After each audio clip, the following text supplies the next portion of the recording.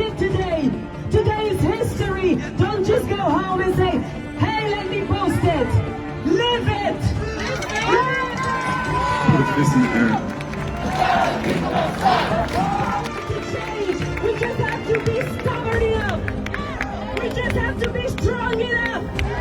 We just have to be relentless. How do we fix it? We didn't break it. Guys, thank you all. I pass the mic to the next person. Black women matter.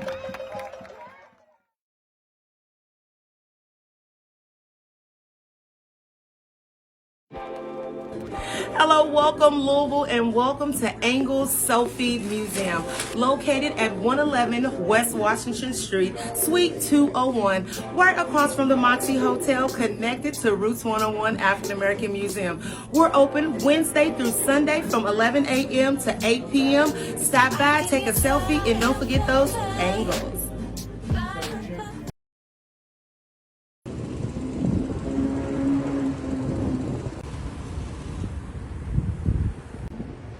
Hey, how y'all doing? I'm Tony Clarkson. We are here at Deluxe Cuts, 3707 Bardstown Road. We having a podcast today. We're going to be talking about the importance of voting, what we get out of voting as a black community, and how we can help people that's not registered to vote to get their vote, to get registered and to get their vote rights back if they need be. So come on inside and check us out. See how we doing.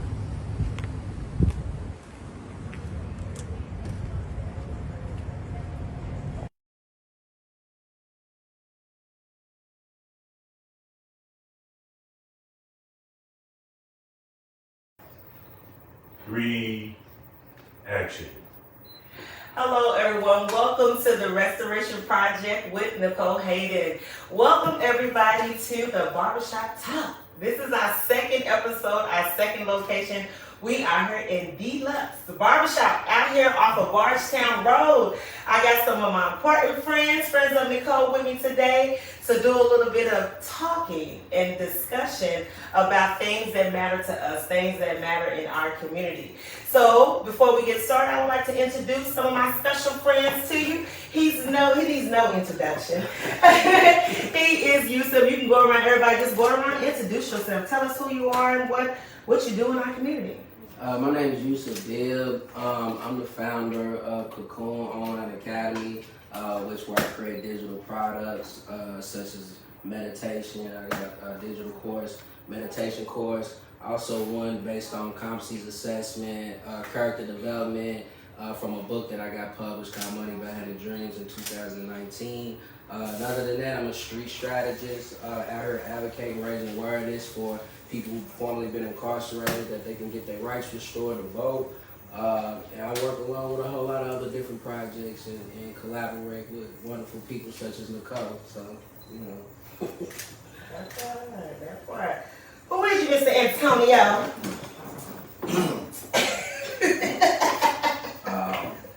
Community activist, freedom fighter, revolutionist, organizer for Hood to the Holler, but I hate to box myself into them little bitty categories.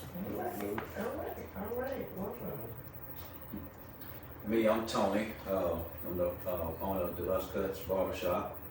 I'm a master barber. I've been doing this for about 16 years. Also now I'm trying to get my instructor license down at the Barber College at Kentucky Barber College on 26 and Broadway. I'm just here to serve the community and help these young fellas out and try to put a little knowledge out there if I can. All right. Well, I want y'all to loosen up, okay? So I know we here and you think you're an interview mobile list and we amongst family, we amongst friends, and y'all will cover, At the end of the day, we're just here to have conversations. The conversations that you will probably have in the barbershop when females might not be present. So I know a lot of things take place inside the barbershop. I mean, from a little girl, like you from a little boy, you learn a lot of stuff from the barbershop, right? And so I chose the space to have conversation in the barbershop because I felt like this is where our community meets. This is a space where men meet.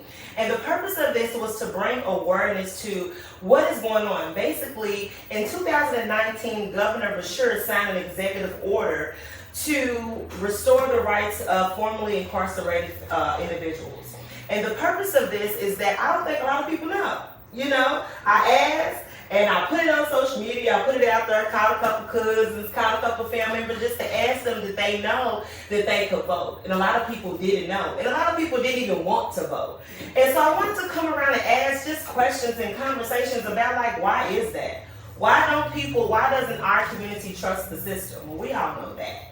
But honestly, where we're at and what took place in 2020 and moving forward, how us as a community and as a culture, can we press forward? We were out in the streets in 2020, we know that. And so we know without protest, there has to be some sort of change. And with that is protest, policy, and politics. All right? And so politics, I know a lot of us, they say we don't want to talk about politics. They tell us don't talk about politics and don't talk about religion.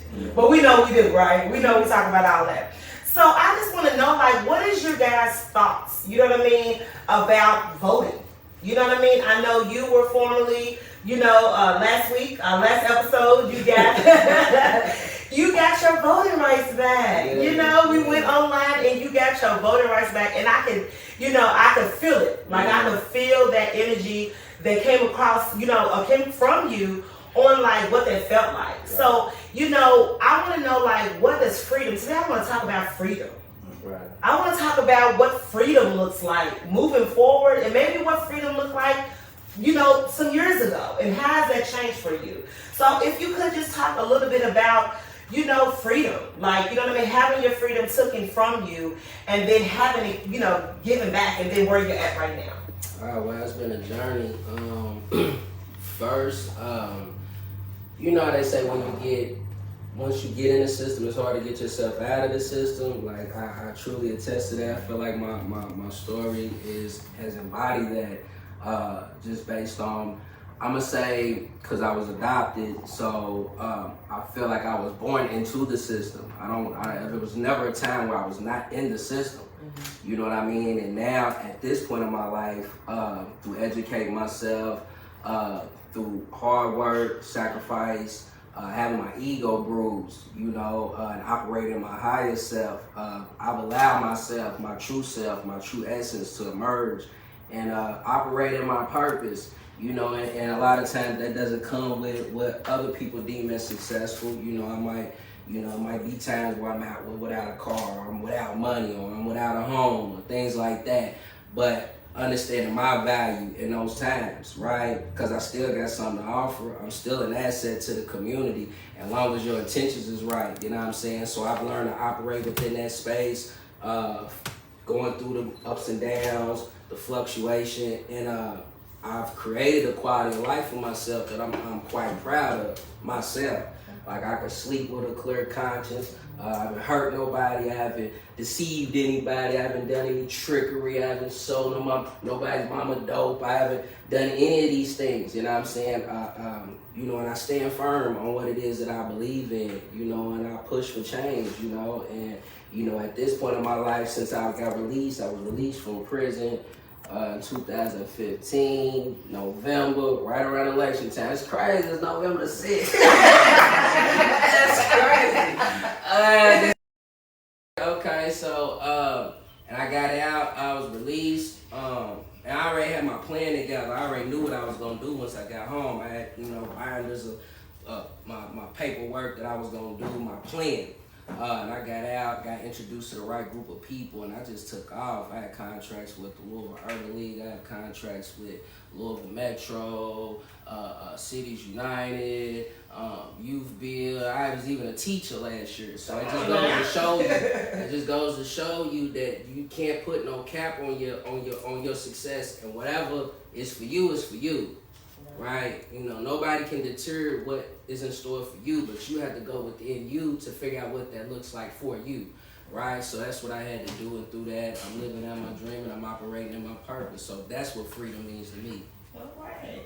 So what about you, Mr. Antonio? So I know that you were, I know 2020 almost seems like it was yesterday.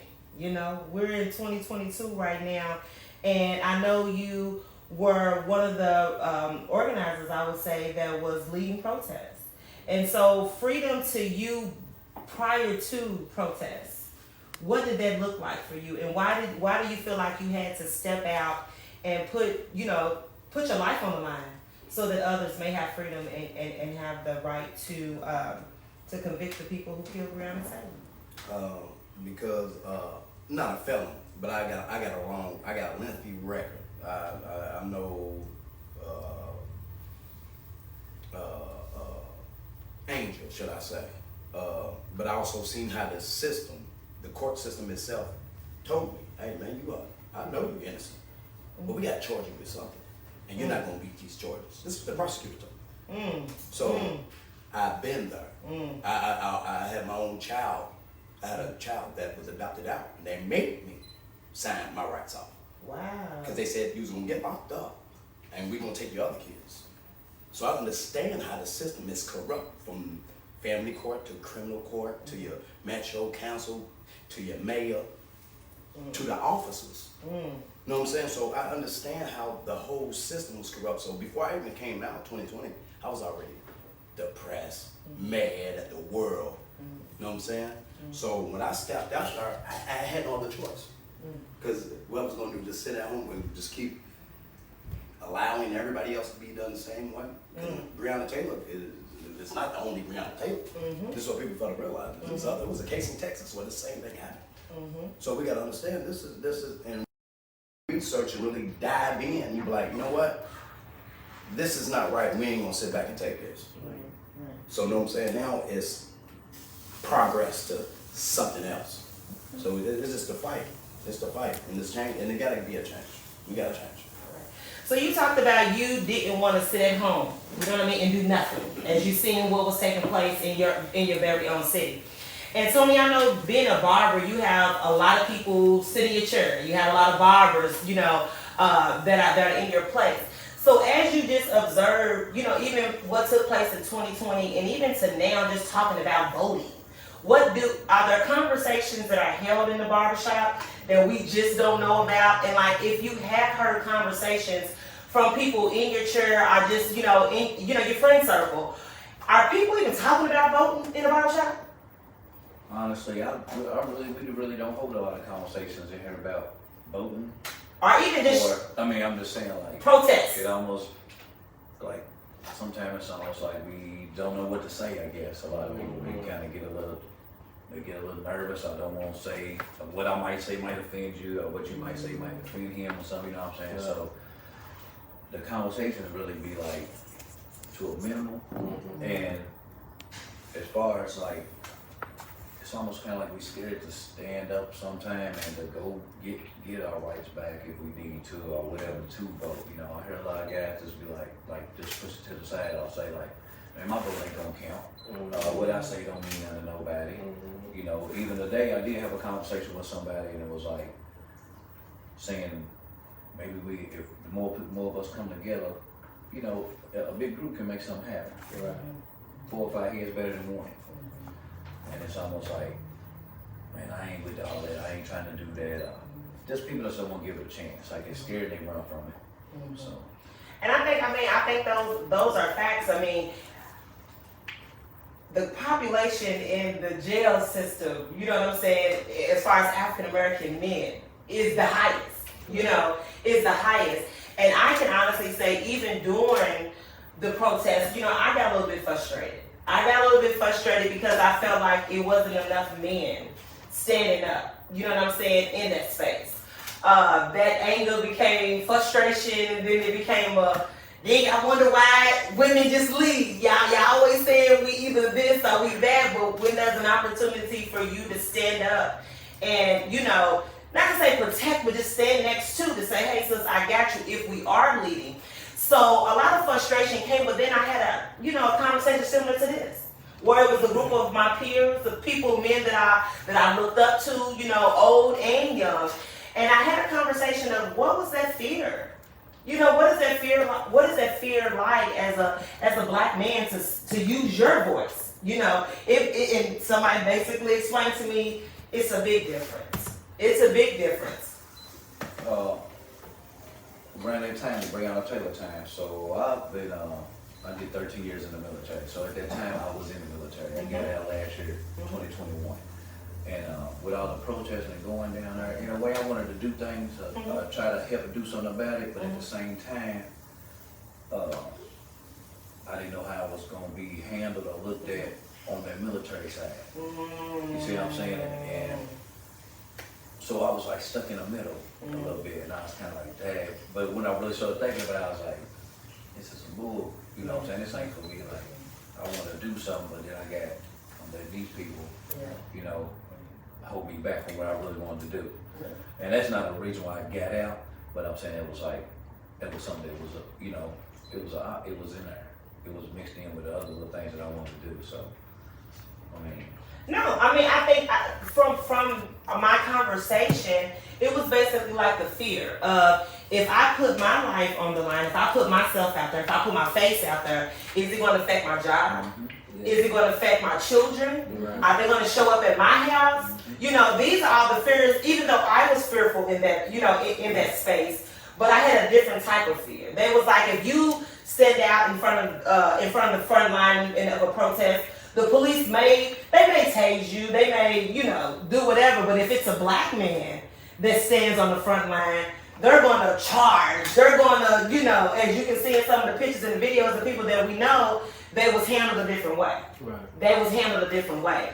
So I think a lot of fear has came on, you know what I mean, our community as far as like what does standing up look like.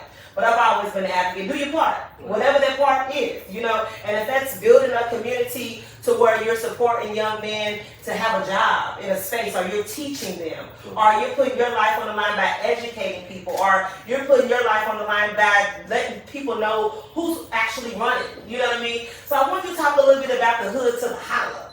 And like, what does that mean? What is the hood to the holla? We gotta get it. We gotta get the people from the hood and gotta get them out here and vote. Like we gotta vote. Our vote do matter. Somebody told, I don't know where they got this from. Somebody told our people they vote don't matter, and it does. This is why they come to our communities and send different people in there. Sometimes it's the preacher that's getting money underneath the table. Some of it is the other guy that's getting money with the nice suit and the shiny shoes, and they try, hey man, we want you to vote. We need you to out here to vote. And they don't understand that. I have a lot of people telling me, hey man, my vote don't matter. Like, I hear that all the time. And I'm like, dude, it do matter. But you gotta hold people accountable. See, this is what I do. I hold them accountable. I'm friends with Booker. I'm friends with Corey. I'm friends with a whole bunch of people. But they all know, hey man, you do something I don't like, I'm gonna hold you accountable. If you do something far out, I'm gonna hold you accountable. I love you to death, bro, but you stood on something. I stand on something. When I, like you said, I knew I was dead already before I stepped outside. You feel what I'm saying? So when I stepped outside, I said, man, it can't get no worse than where I'm at. I'm at a job I don't like, and I can't leave the job where I'm at because it's my record. So you know what I'm saying? Even though I ain't got a felon, they label you with a misdemeanor. The misdemeanors is just as like a felon. Some misdemeanors that you catch is worse than a felon. Like I got assault 4, domestic violence. I can't work in the hospital, but you got a dope charge, which is a felon, you can stick in the hospital. You know what I'm saying? So we got to understand it matters to vote, because if we can get somebody in office and do a sudden change, like why they couldn't know, why do you need to know that I'm a felon? For me to work, why do you need to know that I am a felon? Why is that keeping me to get a job? Because I want to work. It doesn't matter what I did in my past. I served my time. Why do you keep holding me back? Why don't you want me to vote? Yeah, let's talk about it.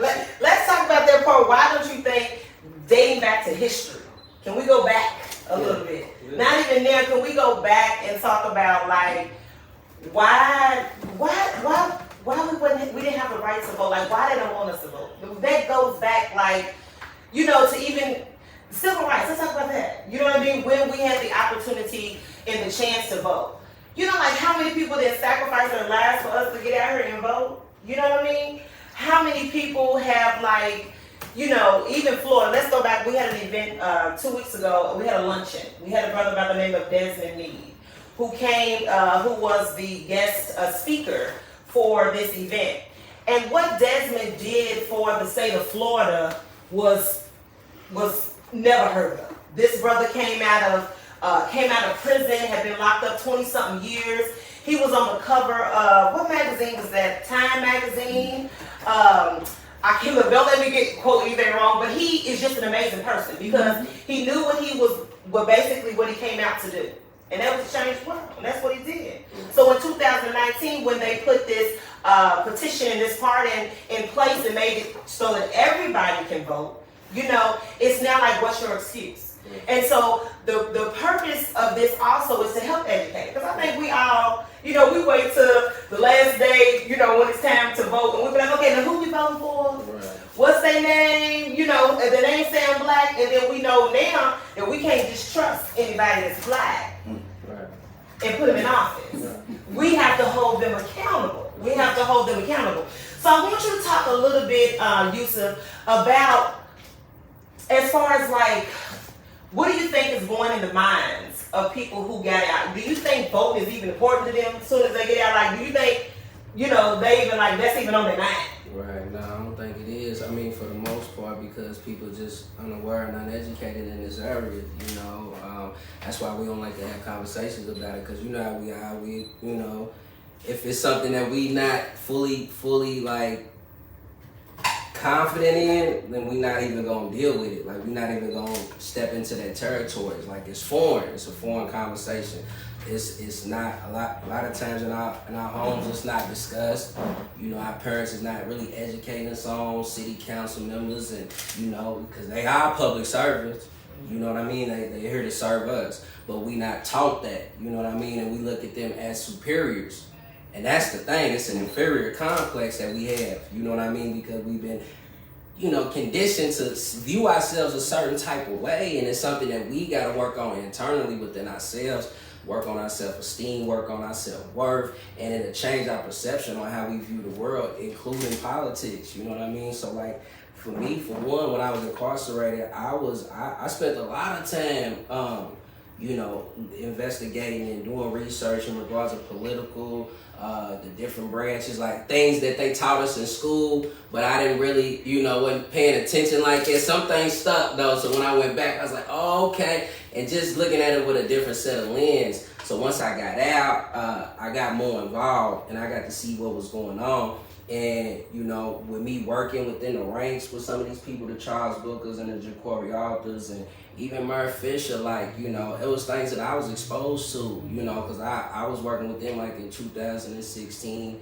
coming up into 2019, you know, prior to the Breonna Taylor situation.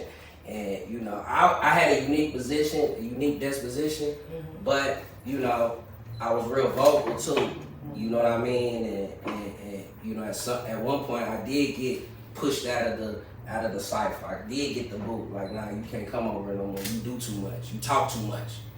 You know what I mean? You're not willing to go along to get along. You know what I mean? So I had been destabilized before 2020 it came into Breonna Taylor. Like, I was just now getting back on my feet. So I spent the whole 2020 really getting back on my feet, working on my stability. I felt like I had been broken. I felt broken and defeated at that point. And at the top, right before the pandemic had kicked off, I was starting to develop a skill in asphalt. So that was my focus, and building a course and publishing this book. And I'm like, I gotta figure out a way to make ends meet, my livelihood outside of the system.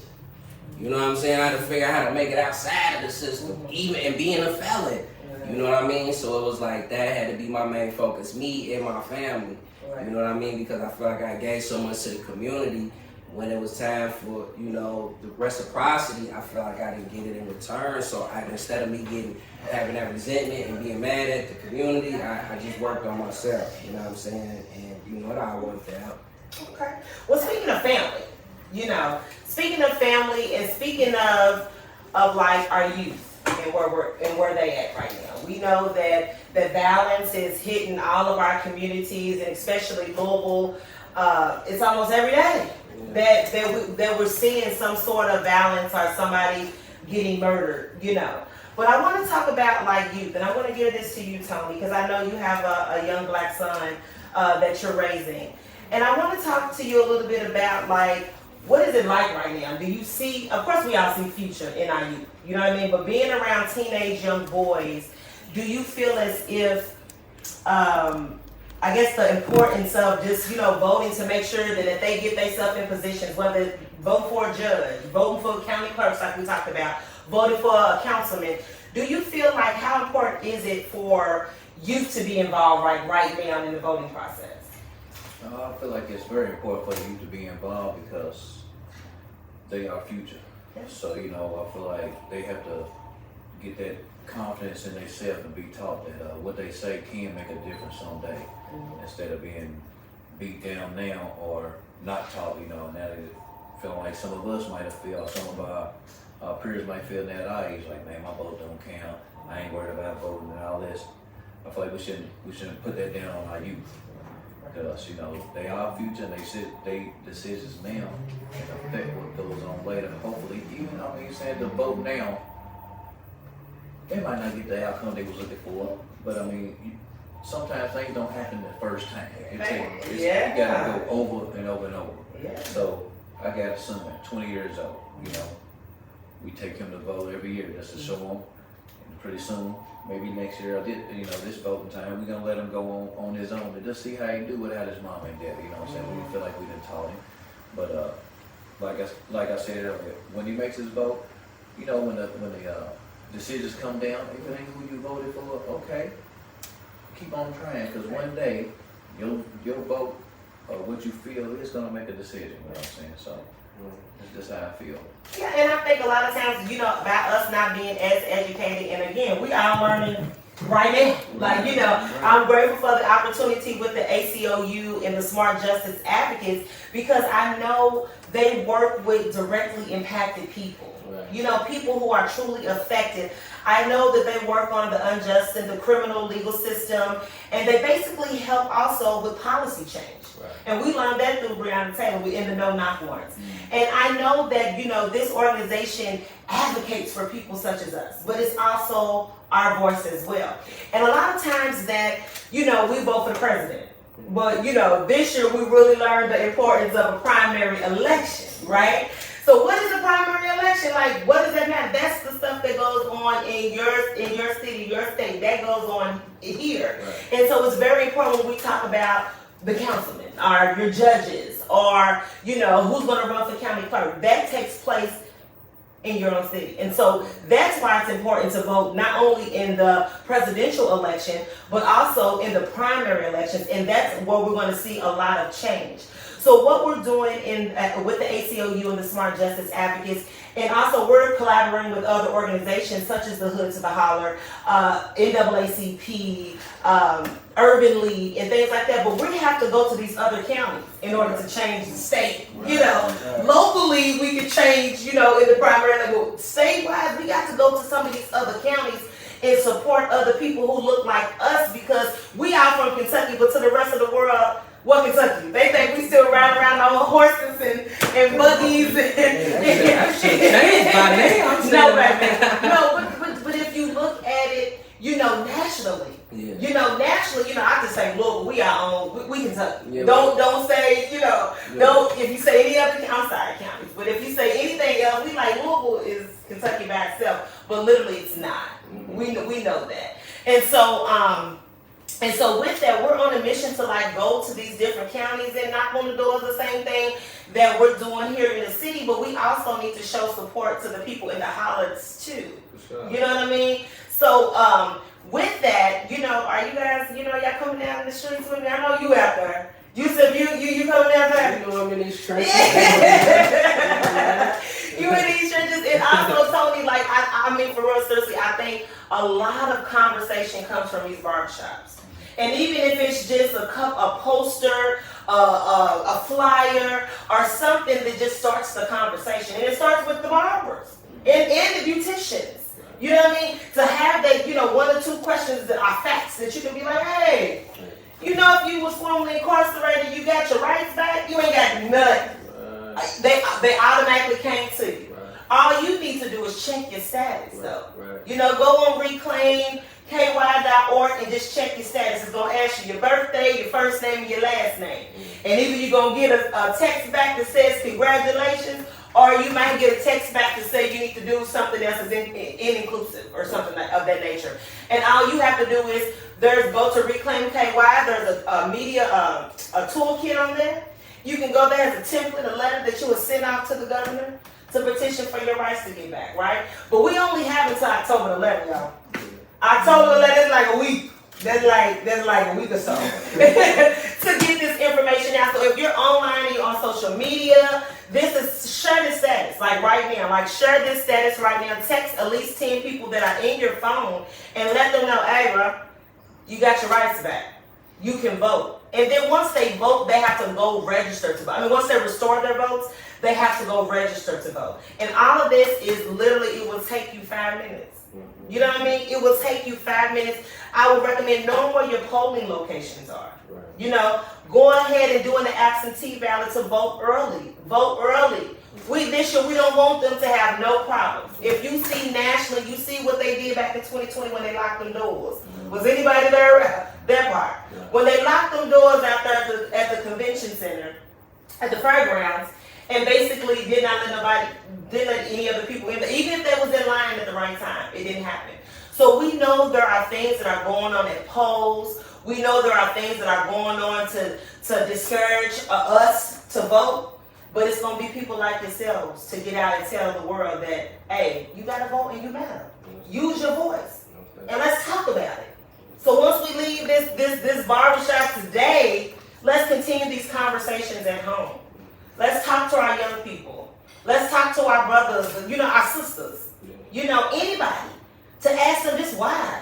And if you don't know information, go seek it. Knowledge is power. You know that. Knowledge is freedom for real. Knowledge is freedom for real. So in closing, I appreciate you guys having this conversation with me. I definitely do. I commend the ACLU for opening up this platform for us to use our voice. It's really important. So in closing, give me something. Give me your wishful thinking of where you would like to see this country, this city, this community. Where would you like to see us go, and how are you going to stand on it? I see us moving back to the top of global affairs as our ancestors once was. All this work that we're doing right now is paving the way for our youth. And I wanna make sure that I'm clear on this. Do not give up on our youth. I don't care what type of image that they are trying to create on our babies. These are our kids. This is our lineage. We must stand up for them. Because I felt like my elders didn't stand up for me at times in my life. We gotta stand up for our kids. I don't care how treacherous or dangerous that these people want you to think that they are. These kids is yearning for love. They yearning for structure. They yearning for support. They screaming for it.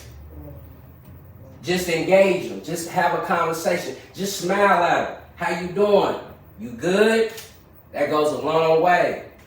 And find that common thread and establish that bond and build on that. Whatever commonality that you have, build on that. Do not give up on our youth though. Whatever you do. Now, so me, shit, that's right there. I like to see us getting more knowledge on how to vote than amongst that. See, we just think we just gotta vote. And it's more to it. We gotta be at national council meetings. If the mayor's doing something that you don't like, we need to show up at the mayor. The mayor got a phone number. You can call him up and leave messages. Our dad connects you with the mayor. A lot of people don't know that. You can call him up, he works for you. You pay your taxes, he works for you.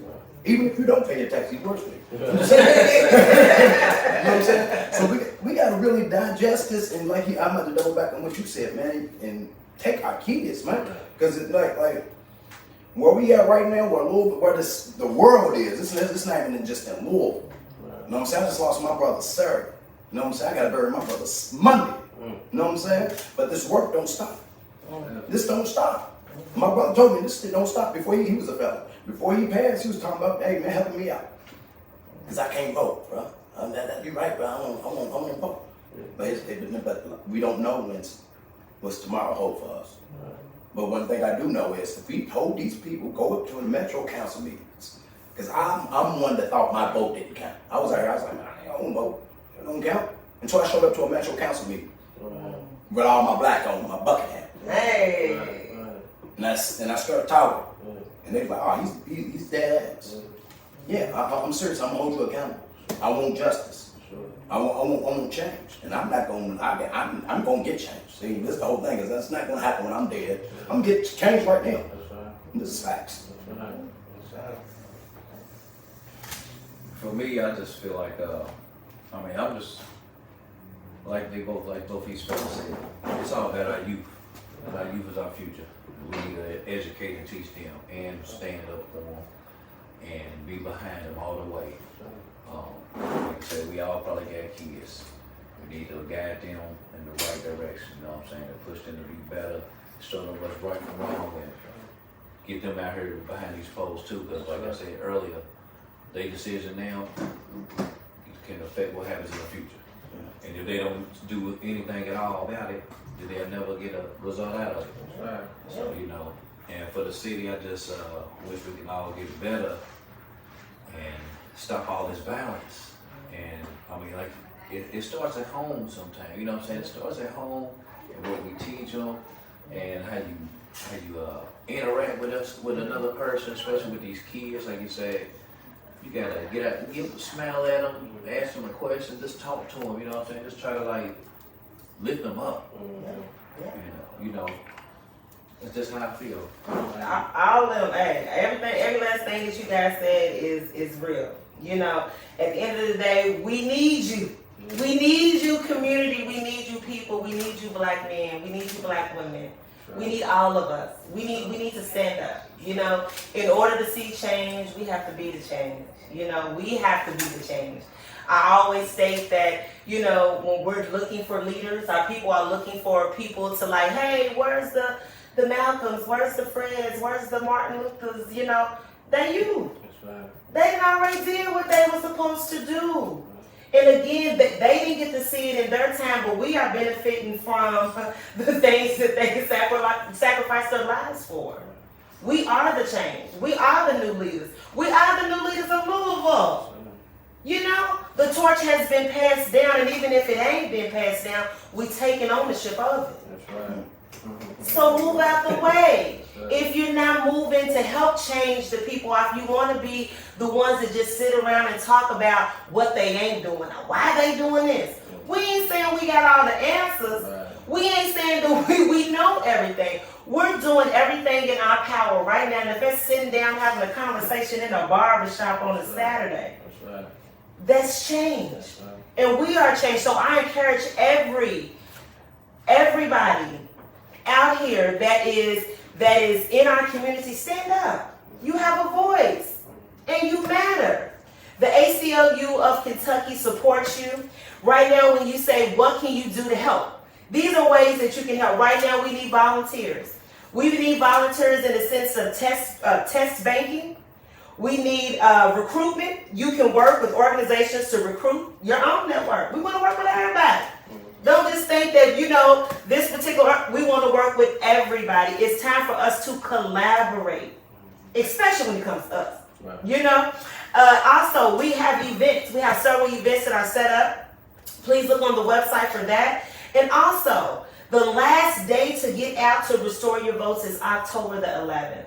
That's very important. The last day to vote, voting day, is November the 8th. And so we encourage everybody to do just that. But thank you guys for joining the Restoration Project with Nicole Hayden. I encourage you again, please go on www.reclaimky.org, reclaimky.org, and there you can go register to vote, and you can also check your status to see if you can reclaim your right to vote. Thank you guys. Thank you for joining me.